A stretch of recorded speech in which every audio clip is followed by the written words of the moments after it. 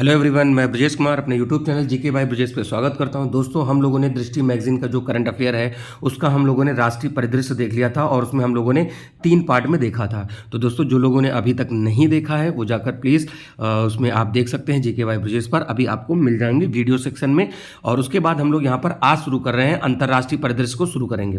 क्योंकि देखिए दोस्तों, हम लोग इसको स्टेप बाय स्टेप लेकर चल रहे हैं। तो हम लोग जब अंतर्राष्ट्रीय परिदृश्य देखेंगे तो सबसे पहले देखेंगे कि हमारे देश के कोई व्यक्ति, मतलब लाइक प्रधानमंत्री, राष्ट्रपति किसी दूसरे देश में गए हैं या दूसरे देश का कोई व्यक्ति राजकीय यात्रा पे आया है और भारत के साथ क्या समझौते किए हैं या किसी विशेष स्थल पर उन्होंने विजिट किया है, तो वो हमारे लिए इंपॉर्टेंट रहेगा। जो लोग नए हैं प्लीज़ चैनल को सब्सक्राइब करें। हम लोग चलिए शुरू करते हैं।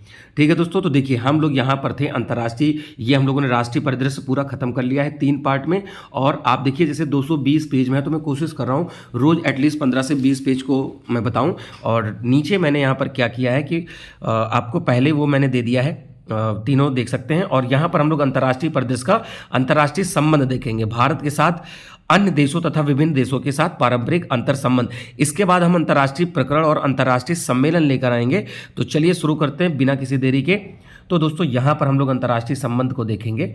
तो देखिए सबसे पहले भारत और हम केनिया के संबंध की बात करेंगे। पहली बात तो केनिया एक अफ्रीकी देश है। आप अफ्रीका कॉन्टिनेंट को जानते हैं। अफ्रीका कॉन्टिनेंट क्या है कि दोस्तों विश्व में दूसरा सबसे बड़ा कॉन्टिनेंट है। ठीक है, अब यहाँ पर देखिए क्या है कि वहाँ के राष्ट्रपति विलियम सोमोई रूटो यहाँ पर दिसंबर के महीने में राजकीय यात्रा पर आए और केनिया के राष्ट्रपति के रूप में जब पदभार ग्रहण किए हैं उसके बाद पहली भारत की यात्रा है।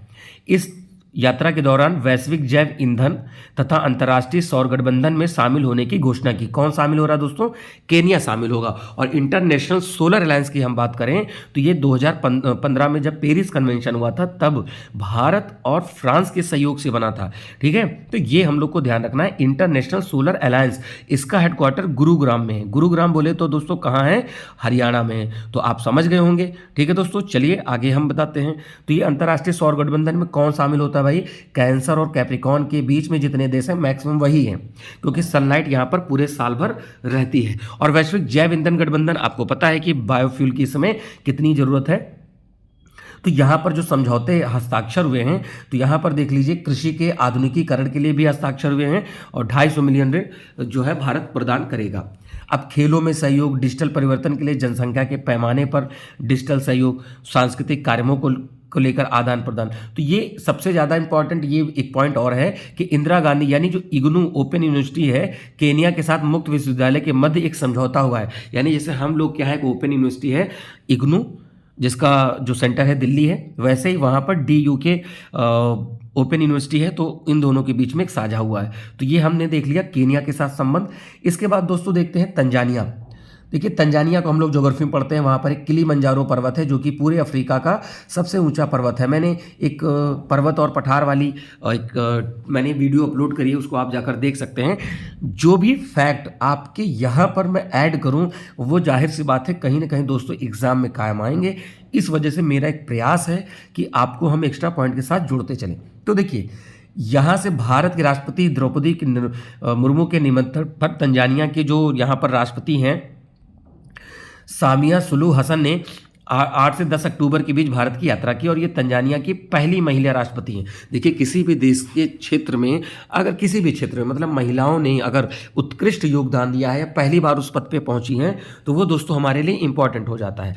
और राष्ट्रपति के रूप में उनकी पहली भारत यात्रा भी थी। तो तंजानिया की पहली महिला राष्ट्रपति थी सामिया सुलू हसन, इसलिए यहाँ पर आपके लिए ये भी इंपॉर्टेंट हो जाता है। अब क्या देखिए, आपको पता है कि G20 जब हम लोगों के यहाँ हुआ सितंबर के महीने में, तो अफ्रीकी संघ को यानी अफ्रीकन यूनियन को G20 में शामिल किया गया। और उसके बाद जब G20 शामिल हुआ तो किसी अफ्रीकी राष्ट्राध्यक्ष की ये पहली विजिट थी। ठीक है, तो देखिए यहाँ पर क्या क्या किया गया है उस पर हम लोग बात करेंगे। ठीक है, तो पहली बात, भारत, मोजाम्बिक और तंजानिया के बीच जो त्रिपक्षीय समुद्री अभ्यास का संस्करण का आयोजन हुआ था। ठीक है, भारत और तंजानिया ने सांस्कृतिक आदान प्रदान कार्यक्रम पर हस्ताक्षर किए। और सबसे इंपॉर्टेंट पॉइंट ये है कि फरवरी 24 में सूरजकुंड फरीदाबाद में आयोजित होने वाले सूरजकुंड मेले में तंजानिया को भागीदार, ये बहुत इंपॉर्टेंट है। सूरजकुंड मेला तो काफ़ी फेमस है और हमेशा इससे प्रश्न बनते हैं। तो आप याद कर लीजिएगा कि फरीदाबाद हरियाणा में होगा और तंजानिया इसका भागीदार देश से पूछा जाता है। तंजानिया ने इंटरनेशनल बिग कैट्स के अलायंस के शामिल होने की घोषणा की है। आपको पता है कि तंजानिया से हम लोगों ने कुछ चीते वगैरह भी मंगाए हैं अपने देश में। वैश्विक जैव ईंधन गठबंधन में शामिल होने की घोषणा करी है। और उसके बाद यहाँ पर है जवाहरलाल नेहरू नई दिल्ली ने तंजानिया के राष्ट्रपति सामिया सुलू हसन को डॉक्टरेट की मानद उपाधि दी। तो पूछा जा सकता है कि किस यूनिवर्सिटी के द्वारा या किस जवाहरलाल नेहरू यूनिवर्सिटी ने किस देश के राष्ट्रपति को डॉक्टरेट की मानद उपाधि दी है। तो तंजानिया की राष्ट्रपति पहली महिला राष्ट्रपति हैं सामिया सुलू हसन। तो दोनों प्रकार से हम लोग को क्वेश्चन याद रखना है। भाई भारत और ग्रीस की बात करेंगे। भैया ग्रीस ये साइकिल लगाने वाली नहीं जो साइकिल में लगती है, ये है ग्रीस जिसे हम यूनान कहते हैं दोस्तों, यूनान है ना। आप बचपन में स्टोरी पढ़ते थे, once upon a time there was a king in Greece kingdom, तो वही ग्रीस है ये, ठीक है। तो ग्रीस के प्रधानमंत्री कौन है भाई, देखते हैं। कारियाकोस मितोताकिस के निमंत्रण पर प्रधानमंत्री नरेंद्र मोदी ने ग्रीस की यात्रा की, यानी अब यहां से प्रधानमंत्री गए हैं। और पिछले 40 वर्ष में किसी भी भारतीय प्रधानमंत्री के द्वारा यह पहली ग्रीस यात्रा थी, ठीक है दोस्तों। चलिए अगले पॉइंट पे आते हैं। तो इसके पूर्व वर्ष 1983 में इंदिरा गांधी ने ग्रीस की यात्रा की और यहां पर एथेंस स्थित टूम ऑफ अननोन सोल्जर पर एक श्रद्धांजलि भी अर्पित करी गई।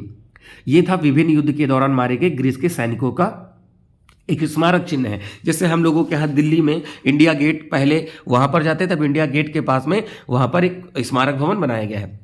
तो यहाँ पर क्या किया है, 2030 तक द्विपक्षीय व्यापार को दुगना करने की बातचीत हुई। देखिए रणनीतिक भागीदारी हमेशा रहेगी, किसी भी देश के साथ करेंगे तो रणनीतिक भागीदारी वाला पॉइंट सबके साथ कॉमन रहेगा। हाँ, व्यापार को हम लोग यहाँ पर इनके साथ दुगना करेंगे। तो यहाँ पर प्रधानमंत्री नरेंद्र मोदी को the grand cross of the order of honour ये अवार्ड दिया गया। एक लीजन ऑफ फ्रांस वाला एक अवार्ड भी नरेंद्र मोदी को दिया गया था। तो आप ये याद रखिएगा, मोदी के द्वारा सम्मान प्राप्त करने वाले क्या है, पहले शासनाध्यक्ष हैं, ठीक है। तो ये मतलब उनके देश में किसी भी विदेशी व्यक्ति में अगर प्रधानमंत्री के रूप में किसी को दिया है तो नरेंद्र मोदी को दिया है the grand cross of the honour award, ठीक है। चलिए ऑनर इसका नाम है।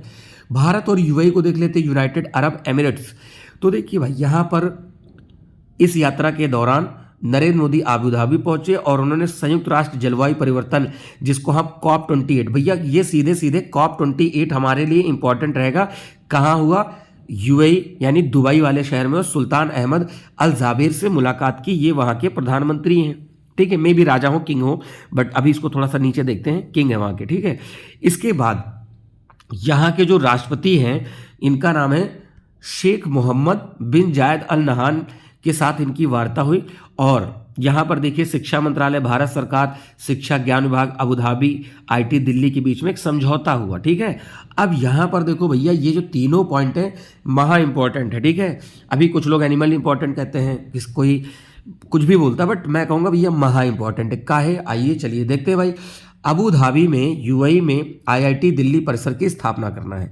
तो आईआईटी दिल्ली एक दूसरा आईआईटी संस्थान है जिसने विदेश में अपने परिसर की स्थापना की है। तो कहोगे सर पहला कौन सा, तो आईआईटी मद्रास ने पहला सबसे आईटी संस्थान अगर विदेश में सबसे पहले किया था। और मद्रास ने कहाँ किया था, जंजीबार तंजानिया में किया था। तो सबसे पहले विदेश में तंजानिया में आईआईटी मद्रास। दूसरा है आईआईटी दिल्ली जो कि यूएई में अबू धाबी में अपना परिसर खोलेंगे। दूसरे देशों में भी बीटेक वगैरह की पढ़ाई होती है। तो जैसे हम लोग के यहाँ कोई फॉरेन यूनिवर्सिटी कल को मान लीजिए आ जाए, तो ऐसे ही दूसरे देशों में भी होता है। चलिए अब यहाँ पर हम लोग आगे इसको देखते हैं। अब हम लोग फ्रांस के साथ देखेंगे। तो फ्रांस के राष्ट्रपति इमैनुअल मैक्रोन, हालांकि इमैनुअल मैक्रोन प्रेजेंट टाइम में हट चुके हैं, मैं जनवरी 22 की बात कर रहा हूँ, ठीक है। इस डेट को मैं ये वीडियो रिकॉर्ड कर रहा हूँ और मे बी आज ही अपलोड कर दूँ या आपको हो सकता है कल मिले, तो ठीक है। तो ये इमैनुअल मैक्रोन प्रेजेंट टाइम में वहाँ के राष्ट्रपति नहीं, दूसरे बन गए। तो नरेंद्र मोदी ने वहाँ पर यात्रा की और यह प्रधानमंत्री की 6ठी फ्रांस यात्रा है, ठीक है। तो यह रणनीतिक भागीदारी वाला पॉइंट कॉमन हो गया। अब देखते हैं, यह बैठक फ्रांस की राजधानी एलिजाबेथ बॉर्न में हुई। अब पेरिस स्थित एलिसी पैलेस में grand cross of the legion of honour, मैंने भी बताया था कि प्रधानमंत्री नरेंद्र मोदी को grand cross of the legion शब्द याद रखिएगा, ये दिया गया है इनके द्वारा, ग्रीस के द्वारा दूसरा था, ठीक है। उसमें भी नाम कुछ मिलता जुलता था, बट उसमें लीजन शब्द नहीं था। तो grand cross of the legion award France का सर्वोच्च सम्मान है।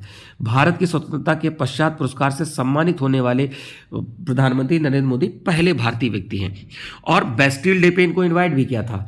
ठीक है, बेस्टिल डे, यहाँ पर इनका फ्रांस का नेशनल डे होता है, राष्ट्रीय दिवस होता है, बास्तिल दिवस, और ये मुख्य अतिथि के रूप में थे। जैसे हम लोग अपने यहाँ बुलाते हैं 26 जनवरी को किसी चीफ गेस्ट को, किसी न किसी अवसर पर बुलाते हैं, मतलब किसी न किसी देश के प्रमुख को बुलाते हैं। ठीक है, ये दूसरा अवसर था जब किसी भारतीय को बास्टिल डे पर मुख्य अतिथि के रूप में बुलाया गया। इससे पहले 2009 में उस तत्कालीन प्रधानमंत्री डॉक्टर मनमोहन सिंह को बास्टिल डे पे इन्वाइट किया गया था। ठीक है, चलिए, तो भारत का नया कॉन्सुलेट जनरल खोलने की घोषणा हुई है और हैदराबाद में ब्यूरो डी फ्रांस खोलने की घोषणा हुई। तो ये कुछ पॉइंट है दोस्तों, आप इसको यहाँ पर कर लीजिए। और एक पॉइंट सबसे ज़्यादा इंपॉर्टेंट, फ्रांस और यूरोप के मध्य यूपीआई का कार्यान्वयन किया जाएगा, तो यानी यहाँ पर यूपीआई भी चलेगा। चलिए अगले पॉइंट पे आते हैं दोस्तों। ठीक है, अब यूपीआई की शुरुआत 2023 में हुई थी, ये भी याद रखिएगा। भारत और मिस्र, जिसको इजिप्ट कहते हैं, यहाँ के राष्ट्रपति अब्देल फतेह अल सीसी के निमंत्रण पर नरेंद्र मोदी वहाँ पर पहुँचे।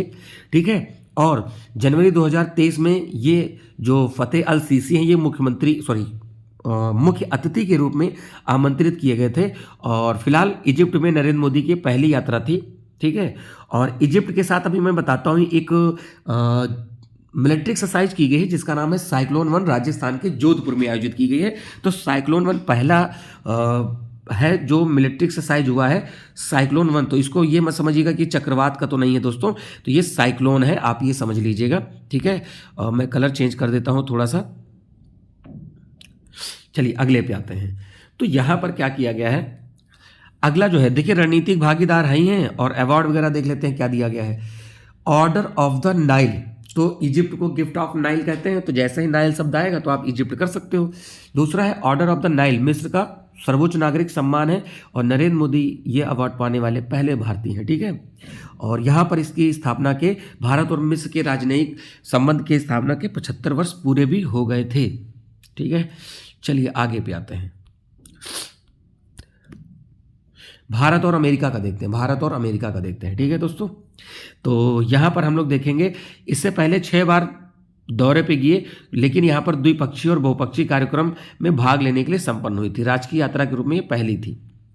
तो अब यहाँ पर एक चीज़ ध्यान देने वाली बात है, जब जून के महीने में थे, 21 जून को हम लोग अंतर्राष्ट्रीय योग दिवस मनाते हैं, तो ये न्यूयॉर्क में ही नरेंद्र मोदी ने वहाँ पर क्या किया था, काफ़ी लोगों के साथ मिलकर योग किया था। वसुधैव कुटुंबकम के लिए योग, भैया ये थीम जो है आपके लिए बहुत इंपॉर्टेंट होने वाली है, रामबाण होने वाला है, तो इसको याद कर लीजिए। ठीक है, और योग दिवस में क्या है, गिनीज वर्ल्ड ऑफ रिकॉर्ड्स में भी दर्ज किया गया। ठीक है, इस सत्र में 135 से अधिक देशों के हजारों लोगों ने इसमें भाग लिया था, क्योंकि समिट चल रही थी तो सभी लोगों ने ज्वाइन किया, इसको ये याद रखिएगा। चलिए, जो इंपॉर्टेंट पॉइंट दोस्तों मैं उसको बता रहा हूं, जिससे कि आपका फोकस उन्हीं चीज़ों पे ज़्यादा रहे। अर्तेमिस समझौता, भारत इसका 27वां बन गया, ये स्पेस से रिलेटेड समझौता है, ये याद रखिएगा। ठीक है, और अर्तेमिस में देखिए सबसे पहले कौन कौन से हैं, Australia, Canada, Italy, Japan, Luxembourg, UAE, UK और अमेरिका। तो भारत इसका एक नया नया सदस्य बन गया। सिविल स्पेस एक्सप्लोरेशन के लिए ये क्या किया है, ये प्रोग्राम अर्तेमिस चलेगा।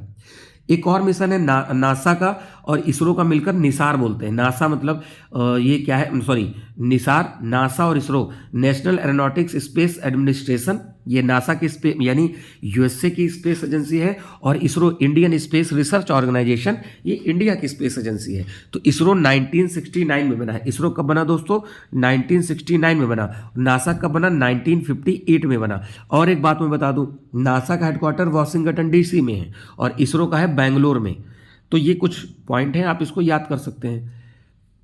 एमएसपी यानी मिनरल सिक्योरिटी पार्टनरशिप, एक मिनिमम सपोर्ट प्राइस भी होता है, बट वो यहाँ पर नहीं है। इन दोनों के देश के बीच में ये एमएसपी पर भी हस्ताक्षर हुए हैं।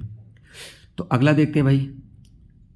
अब इसके अतिरिक्त देखो, एमएसपी में अन्य देश भी एमएसपी के सदस्य हैं। इसके अतिरिक्त यूरोपियन यूनियन भी इसमें शामिल हुआ। ठीक है, और Indus x India United state defence declaration ecosystem भी लॉन्च किया गया है। ठीक है, इंडस एक्स क्या है, तो इंडस एक्स में विश्वविद्यालय, ये इनक्यूबेटर, कॉर्पोरेट विचार मंच और इन सब पे क्या है, एक साझा मंच है। ठीक है, चलिए तो एक जो वाणिज्यिक दूतावास एक बेंगलुरु और अहमदाबाद में खोले जाएंगे, ये 2 पॉइंट याद कर लीजिए, ठीक है।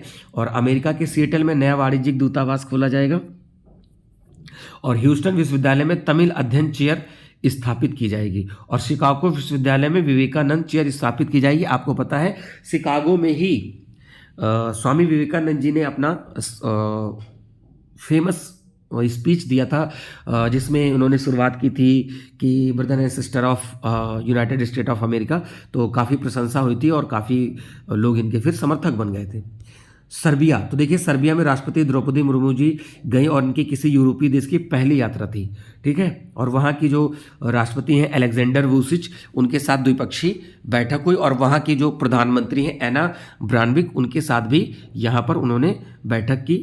और इसके दौरान माउंट अवाला पर स्थित monument to the unknown hero पर श्रद्धांजलि भी अर्पित की। देखिए जैसे लोग आते हैं दिल्ली में तो राजघाट पे जाते हैं जहाँ पर महात्मा गांधी जी की समाधि स्थल है, तो वैसे ही दूसरे देश में जाते हैं तो या तो किसी उनके देश के नेशनल हीरो या फिर उनके यहाँ जो भी युद्ध में शहीद हुए स्मारक बने हुए हैं लोगों के, उस पर श्रद्धांजलि अर्पित करते हैं। सूरीनाम के साथ देख लेते भैया बैठक हुई है। देखिए दोस्तों अभी सर्दी जुकाम बहुत है तो थोड़ा सा प्रयास करेंगे कि मेरे खांसी छींक को अवॉइड करेंगे, ठीक है। अब ये प्राकृतिक है, इसको मैं नहीं रोक सकता हूँ, बट स्टिल मैं सोच रहा हूँ कि वीडियो रिकॉर्ड कर दे जिससे आपको रेगुलर वीडियो मिलते रहे, ठीक है। तो सूरीनाम के राष्ट्रपति चंद्रिका प्रसाद संतोखी हैं, ठीक है। अब ये देखिए इंडियन ओरिजिन के हैं, ये तो बिल्कुल पता है। और राष्ट्रपति द्रौपदी मुर्मू जो है यहाँ पर क्या है पारामारिबो, यानी द्रौपदी मुर्मू जी यहाँ पर पारामारिबो की यात्रा पर रहीं और इनकी पहली राजकीय यात्रा थी, ठीक है। बाद में 2023 में सूरीनाम के राष्ट्रपति भी इंडिया की यात्रा पर आए थे। तो ये देखिए 17वें प्रवासी भारतीय दिवस, तो प्रवासी भारतीय दिवस हम लोग मनाते हैं 9 जनवरी को। क्यों मनाते हैं भाई? 9 जनवरी 1915 को गांधी जी अफ्रीका से इंडिया वापस आए थे, तो उसी में हम लोगों ने यहाँ पर बाद में शुरू किया प्रवासी भारतीय दिवस। तो ये मुख्य अतिथि के रूप में सूरीनाम के राष्ट्रपति थे, ठीक है, ये याद रखिएगा। और सूरीनाम में भारतीयों के आगमन के 150वीं वर्षगांठ के उपलक्ष्य में इनको मुख्य अतिथि बनाया गया था, ठीक है। इस दौरान राष्ट्रपति को सूरीनाम का सर्वोच्च नागरिक सम्मान grand order of the chain of yellow star, यानी हमारे देश की जो राष्ट्रपति हैं द्रौपदी मुर्मू जी, उनको ये क्या किया गया, ये ऑर्डर, ये मतलब अवार्ड नहीं कह सकते, ये इनको सम्मान दिया गया, ठीक है। भारत और नेपाल के संबंध देख लेते भाई, अपना पड़ोसी मुल्क है, ठीक है। पुष्प कमल दहल प्रचंड इनका नाम है। तो यहाँ के प्रधानमंत्री ने भारत की यात्रा की और दिसंबर में इन्होंने पदभार ग्रहण किया। उसके बाद इनकी पहली द्विपक्षीय विदेशी यात्रा थी, मतलब इस कार्यकाल में से पहले भी आए हैं। ऊर्जा व्यापार समझौते पर हस्ताक्षर हुए, जहां अगले 10 वर्षों में 10,000 मेगावाट विद्युत क्षमता करने की यहाँ पर निर्धारित किया गया है। मोतीहार बिहार, अमलेखगंज नेपाल, यहाँ पर क्या है कि पेट्रोलियम पाइपलाइन के सकारात्मक प्रभाव को देखने के लिए इस पाइपलाइन को चितवन तक ले जाने का निर्णय लिया गया है। अभी मोतीहारी और अमलेखगंज के बीच में यहाँ पर एक पाइपलाइन बिछी हुई है। भारत और ऑस्ट्रेलिया के बीच में संबंध देख लेते हैं। देखो भैया ऑस्ट्रेलिया के साथ हम लोग ऑसी इंडेक्स, ठीक है, ऑसी इंडेक्स यानी ऑस्ट्रेलिया और इंडिया एक्सरसाइज जो होती है ये इनके साथ होती है। तो ये जो वहाँ के राष्ट्रपति हैं श्री अल्बनीज़ जी, भारत की पहली आधिकारिक यात्रा पे आए और ये होली के दिन आए। अब आगे आपको और बताते हैं, जब बॉर्डर गवस्कर ट्रॉफी इंडिया में हो रही थी तो चौथे और अंतिम टेस्ट में ये यहाँ पर उपस्थित रहे और अल्बनीज़ ने मुंबई का भी दौरा किया और भारत और ऑस्ट्रेलिया के बीच में द्विवार्षिक शिखर सम्मेलन का आयोजन किया गया। अब देखते हैं काम की बात थोड़ा सा और देख लेते हैं इसमें क्या है। तो देखो भैया ऐसा है कि India Australia innovation technology challenge की घोषणा की और 15 दिवसीय प्रथम जनरल रावत जो है भारत ऑस्ट्रेलिया युवा अधिकारी रक्षा विनिमय का कार्यक्रम आरंभ हुआ, ठीक है। जनरल विपिन रावत जी पहले CDS थे, आपको पता है हेलीकॉप्टर दुर्घटना में उनकी मृत्यु हो गई थी। अगला है डिकिन विश्वविद्यालय, भारत में अपनी शाखा खोलने वाला पहला विदेशी विश्वविद्यालय। जैसे हम लोगों ने भी बात की थी कि इंडिया का IIT मद्रास और फिर IIT दिल्ली, तो इन लोगों ने विदेशों में अपने ब्रांच खोल रखे हैं। तो डिकिन पूछा जा सकता है कि हाल ही में भारत में एक विदेशी विश्वविद्यालय ने एक अपनी ब्रांच खोलने की घोषणा करी है, तो कौन सा विश्वविद्यालय है? चलिए मान लीजिए क्वेश्चन में ही डिकिन दे दिया, पूछेगा किस देश का है। अभी आपके दिमाग में जाएगा England, France, Germany, Italy, Britain, Australia नहीं जाएगा ना, तो इस वजह से आपको याद रखना है। तो ऑस्ट्रेलिया के डिकिन विश्वविद्यालय ने भारत में अपनी शाखा खोलने को मंजूरी प्रदान की। ये पहला विश्वविद्यालय है। कहाँ खोला जाएगा? गिफ्ट सिटी गुजरात में खोला जाएगा। ठीक है दोस्तों, चलिए भूटान पे देखते हैं। भूटान को हम थंडरबोल्ट लैंड ऑफ थंडरबोल्ट कहते हैं। ठीक है, तो अपना पड़ोसी मुल्क है, सिक्किम, अरुणाचल प्रदेश, असम, इनसे बाउंड्री बनाता है। ठीक है, तो यहाँ के जो भूटान नरेश हैं जिग्मे खेसर नामग्याल, ये मतलब वांगचुक पूरा इनका नाम है, जिग्मे खेसर नामग्याल वांगचुक भारत की आधिकारिक यात्रा पर संपन्न किए। अब यहाँ पर देखने वाली बात है कि भूटान ने 13वीं पंचवर्षीय योजना के सहयोग हेतु सहमत हो गए।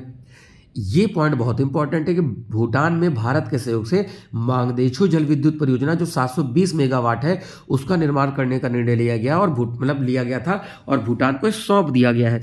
तो पूछा जा सकता है कि मांगदेछू जल विद्युत परियोजना कहाँ है, दूसरा है कि किस देश ने बनाया है, या फिर भारत ने मांगदेछू परियोजना कहाँ बनाई है। तो इस प्रकार के जब प्रश्न बनेंगे तब आपको बिल्कुल नया नहीं लगेगा, आपको ऐसा लगेगा जस्ट हम रिवाइज कर रहे हैं। ठीक है, सीमा पारी रेल लिंक को भी प्रस्तावित करने की बात करी है। यह रेल लिंक कोकराझार असम से गलीफू भूटान तक की जोड़ेगा, यानी एक रेलवे नेटवर्क जुड़ेगा। ठीक है, भारत और भूटान के बीच में पहला रेल लिंक होगा। ठीक है, चलिए भारत और इटली की यात्रा। ठीक है, अभी देखिए कितना मीम बनता है प्रधानमंत्री नरेंद्र मोदी और जॉर्जिया मेलोनी के बीच में। ठीक है, हालांकि इसको मैं किसी प्रकार से सही नहीं मानता हूँ, वो जस्ट मीम की तरह इसको लीजिए और आगे बढ़ते हैं हम लोग। तो 8वें रायसीना संवाद दिल्ली पे होता है। दिल्ली में ही रायसीना हिल पड़ती है, वहीं पर एक साउथ ब्लॉक है, वहीं पर ये होता है। मुख्य अतिथि और मुख्य वक्ता के रूप में इन्होंने भाग लिया और राजनयिक संबंधों की 75वीं वर्षगांठ थी। ठीक है, तो यहाँ पर हम लोग देखते हैं इस यात्रा के दौरान दोनों देशों के प्रधानमंत्री भारत और इटली के संबंधों की रणनीतिक भागीदारी की यहाँ पर क्या करी भाई, चर्चा करी। अगला है भारत और जर्मनी। तो जर्मनी में चांसलर होते हैं, जैसे हम लोग के पीएम उनके चांसलर होते हैं। तो ओलाफ शोल्ज, इससे पहले एंजेला मर्केल थी, सभी को पता है। तो ओलाफ शोल्ज जो है भारत की राजकीय यात्रा पे आए और इन्होंने बेंगलुरु का दौरा किया। ठीक है, और ये भारत की पहली यात्रा थी जर्मन चांसलर के रूप में। उससे पहले आए होंगे तो आए होंगे। ये 2012 में जब आए थे तो ये हैम्बर्ग शहर के मेयर थे। पहले मेयर के रूप में आए, अब चांसलर के रूप में आए।